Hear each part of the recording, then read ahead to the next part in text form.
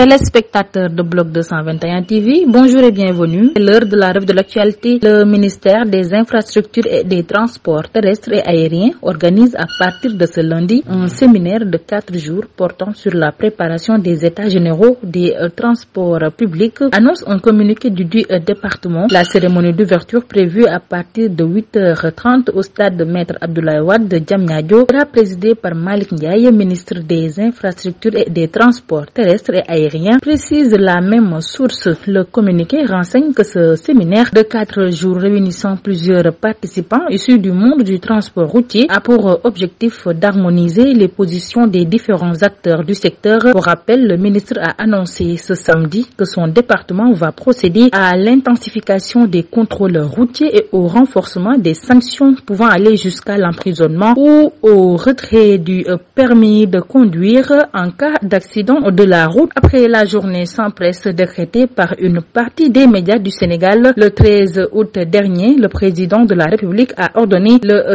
lendemain en Conseil des ministres au ministre de la Communication d'ouvrir des concertations avec les entreprises de presse, Thierno Alassane Sall, et également pour cette voie comme l'éducation nationale, la santé. C'est pourquoi on l'appelle quatrième pouvoir. On y injecte de l'argent sans attendre d'autres résultats que la stabilité et la force du pays. Un pays est fort parce qu'il a une presse forte dans ces conditions, puisque le modèle n'est pas viable que ça. Ce qu'on était en droit d'attendre, c'est de s'asseoir. Ce que le président Bassirou Diomaye Faye veut faire maintenant, a lancé le président de la République des valeurs. En prélude au Grand Magal, le directeur général de la Société nationale de recouvrement a été reçu hier dimanche par Serigne Mountakha Mbacké. L'avocat membre de PASTEF en a profité pour lancer un message solennel aux chauffeurs pour lutter contre la recrudescence des accidents de la circulation. Après 2 mois de prise de fonction, Maître Babacar Ndiaye a trouvé, dit-il, une situation difficile à la Société nationale de recouvrement. L'année 2023 a été marquée par des tensions politiques qui ont eu des conséquences sur l'économie, ce qui a impacté sur le recouvrement, a-t-il laissé entendre. Restons à Touba. Le président de la République, Bassirou Diomaye Diakhar Faye, est attendu demain lundi à Touba pour une visite de courtoisie chez le Khalife général des Mourides en prélude au Grand Magal prévu vendredi prochain, renseigne une source proche de la présidence. A rappelé que le Magal commémore chaque année l'exil au Gabon du fondateur de la confrérie des Mourides, Cheikh Ahmadou Bamba. Notons par ailleurs que l'événement religieux fait venir des millions de pèlerins à Touba. Ils viennent des 14 régions du Sénégal et de nombreux autres pays. L'édition de cette année, la 130e, sera célébrée vendredi prochain, correspondant au 18e jour du mois lunaire Safar. Actualité hors de nos frontières, la Banque centrale de Libye a annoncé dimanche la suspension de toutes ses opérations après l'enlèvement d'un de ses responsables dans la capitale Tripoli. Massom Salem, chef de la direction des technologies de l'information à la BCL, a été kidnappé par un groupe non identifié devant son domicile, a indiqué la banque dans un communiqué sur sa page Facebook. Elle a dénoncé des menaces d'enlèvement à l'encontre d'autres employés, pointant du doigt des partis hors la loi qui menacent la sécurité de ses